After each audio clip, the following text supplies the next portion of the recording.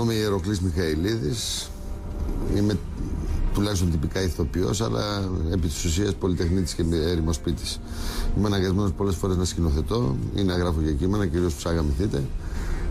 Άρα η βασική μου δουλειά είναι το ηθοποιή λύκη. Γεννήθηκα το 1960, μεγάλωσα σε 3 χώρους. Στο χωριό που γεννήθηκα, στη Χαραυγή Κοζάνη, σε ένα χωριό που δεν υπάρχει πλέον, γιατί έχει γίνει ο αρχείο της ΔΕΗ. Στην Αυστραλία, όπου ήταν μετανάστες οι δικοί μου. Στην Πτολεμαΐδα, που έκανα ένα πέρασμα 4 χρόνων, και μετά τα υπόλοιπα χρόνια μου τα έζησα στη Θεσσαλονίκη, εκτός από τα τελευταία που ζω μεταξύ Θεσσαλονίκης και Αθήνας.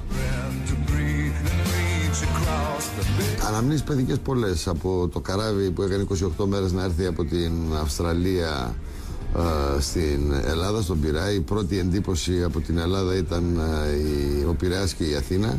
Ήταν λίγο σοκ, γιατί ήταν πολιτισμικό σοκ σε σχέση με το πώς ήταν η πόλη στην Αυστραλία την εποχή που ήμουν εκεί. Νομίζω το μεγαλύτερο σοκ ήταν βέβαια όταν πήγα σε ένα ελληνικό χωριό.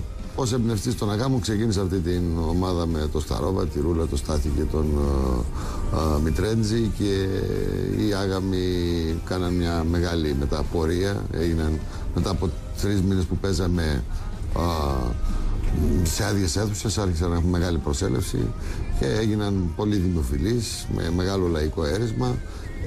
Φέτος υπάρχει ένα μεγάλο σχήμα, ο Λαβρέντης Μαχαιρίτσας, ο Πάνος Μουζουράκης, με όλο βέβαια τον επιτελείο των αγάμων, Σταρόβα, Δαδακαρίδης, Πυγμαλίων, Ρούλα Μανισάνου, και πάρα πολλοί νέοι συνεργάτες. Είμαστε 20 άτομα επί σκηνής και θα παίξουμε στην Άνοδο. Η Δήμητρα Παπαδοπούλου, που γράφει φέτος, βέβαια, νομίζω ότι θα διευρύνει λίγο τον κώδικα των αγάμων με το ιδιαίτερο χιούμορ της, γιατί είναι καταπληκτική πένα. Έχει συμβεί στη Φλόρινα, όπου παίζουμε τον Γιώργο Νταλάρα. Είχα στήσει μια σκηνή όπου έπρεπε να τον συλλαμβάνουμε εμείς επί σκηνής, να τον πιάνουμε και να έρχεται ο Θοδωρής από κάτω, γιατί τη δεύτερη χρονιά πήρα στους άγαμους και τον Θοδωρή, ο οποίος δούλεψε μαζί μας 4 χρόνια, να έρχεται και να το χτυπάει και να τον βγάζουμε λιπόθυμο έξω. Αλλά παίζαμε σε ένα γήπεδο ανοιχτό, σε πολύ κόσμο, ήταν χωρίς εισιτήριο, και υπήρχε και μεγάλη ασφάλεια γύρω-γύρω, γιατί υπήρχαν και διάφοροι τοπικοί άρχοντες και βουλευτές. Οπότε υπήρχε και η προστασία της αστυνομίας. Οπότε την στιγμή που συνέβη αυτό, που ορμήξαμε για να χτυπήσουμε τον Νταλάρα, να το μεταφέρουμε έξω, πετάχτηκε ο επικεφαλής ασφαλείας και λέει: «Τρέξτε γρήγορα, χτυπάνε τον Νταλάρα».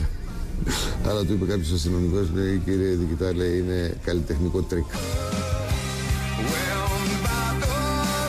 Κατηγορηματικά λέω ότι δεν συζήτησα ποτέ να κατέβω ούτε δήμαρχος, όπως γράφει, ούτε βουλευτής κανενός κόμματος. Είναι κάτι το οποίο, ειδικά με τα υπάρχοντα σχήματα, επειδή με ενδιαφέρει η πολιτική και ασχολούμαι, αλλά ως πολίτης, ποτέ μου δεν το σκέφτηκα, ούτε έχω τέτοια πρόθεση. Επειδή πολλές φορές είμαι πολύ διασπασμένος, πέρα από τα πράγματα που αγαπώ, που είναι η δουλειά μου, που είτε γράφω, είτε σκηνοθετώ, είτε παίζω, έχω ένα πάθος με τα μαγαζιά εστίασης. Από μικρός, γιατί έτσι ζούσαμε αυτά, όταν επί 10 χρόνια δεν πήρα ούτε μία δραχμή από το θέατρο. Προσπάθησα να το ξανακάνω, αλλά ποτέ δεν ήμουν καλός, ούτε στα νιάτα μου, ούτε τώρα. Γιατί το αντιμετωπίζω όπως αντιμετωπίζω, να είναι καλλιτεχνικό έργο. Η επιχείρηση είναι μια άλλη. Αναμόρφωσα μία στο Άστι Θεσσαλονίκη, έγινε ένας ωραίος χώρος. Το εγκατέλειψα όμως, το παρέδωσα στους εργαζόμενους και έκανα μια κολεκτίβα, το οποίο το δουλεύει, και εγώ το δουλεύουν αυτοί και δεν έχω απολύτως καμία σχέση, γιατί μόνο κακό μπορούσα να τους κάνω. Αλλά ο χώρος είναι πάρα πολύ ωραίος. Είμαι πολύ καλός πελάτης εκεί. Ως πελάτης είμαι τέλειος. Νομίζω ότι είμαι συνενετικός περισσότερος άνθρωπος και ισορροπιστής, και ενδεχομένως μερικές φορές και με την κακή έννοια. Πιστεύω όμως παρόλα αυτά στις συγκρούσεις και στις ανατροπές, αλλά με ήπιο τρόπο. Είμαι άνθρωπος μη βίαιος, δεν μου αρέσει η βία γενικότερα, αν και έχω συγκρουστεί πάρα πολλές φορές στη ζωή μου. Υπάρχουν ορισμένα ζητήματα αρχών ή στη δουλειά που έχω έρθει σε ρήξη πολλές φορές.